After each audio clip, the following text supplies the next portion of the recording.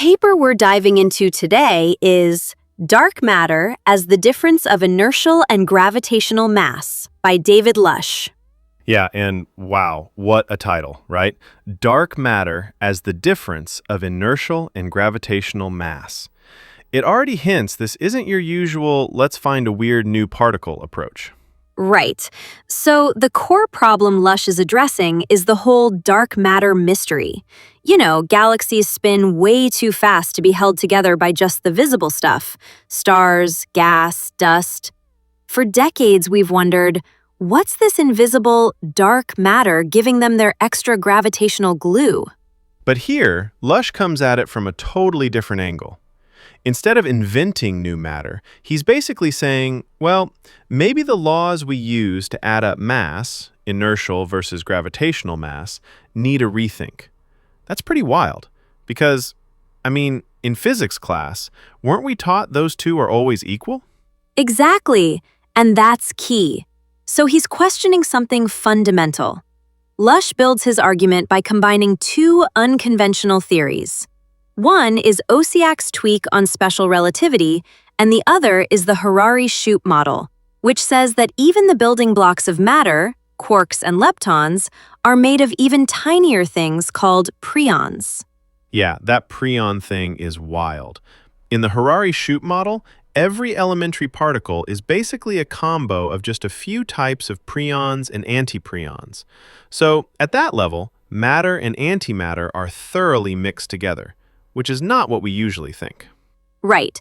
So, if you take that and then bring in Osiak's alternative relativity, which, among other things, apparently allows different ways of adding up energy and mass for composite systems, suddenly you can get situations where a lump of matter's gravitational mass, the amount it pulls gravitationally, is different from its inertial mass, the amount it resists being pushed. Okay, so you're saying that in this hybrid theory, a hunk of matter might weigh more gravitationally than it weighs when you shake it or put it on a scale? Exactly. And that might sound bizarre, but Lush argues that we only measure mass via inertia, or the weight in the local gravitational field. But if these quantities diverge because of this preon-antipreon mix, we could be underestimating the true gravitational mass of, say, a whole galaxy. So under this model, when astronomers measure the mass of galaxies using stars' orbits, the numbers seem too low. But that's because they've been using the wrong version of mass all along? That's the idea. If we've been equating inertial and gravitational mass, but in reality gravitational mass is higher, then the so-called missing mass, the dark matter, is just this difference. It's not made of exotic new particles, it's baked into the fabric of what we already have. One thing that fascinated me was that Lush even tries to estimate the ratio of dark to visible matter by tallying up preons and antipreons in a typical atom, like deuterium, and he ends up getting numbers that aren't far off the dark to visible matter ratios we see in observations, like 6:1. It's definitely a hand-wavy calculation. He even admits that. But the fact that it lands in the same ballpark is, at the very least, pretty suggestive. But of course, these models aren't mainstream. No, but it kind of gives you a different feel for what academic research means, right?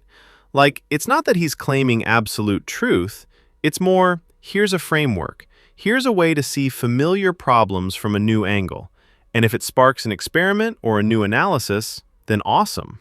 True. And he does mention possible ways to test it. Like, if you could somehow make highly precise gravitational constant measurements with test masses of radically different composition, you might see tiny differences. That would give a clue. That reminds me of, sort of like the early days of atomic models, when you know you're missing something, but you're not sure where the fudge factor is yet. Or like, when people first suggested the neutrino to explain missing energy in beta decay. At the time, maybe it seemed desperate. Now it's basic knowledge. I think I read somewhere that most dark matter searches have been looking for new particles, and, well, nothing so far.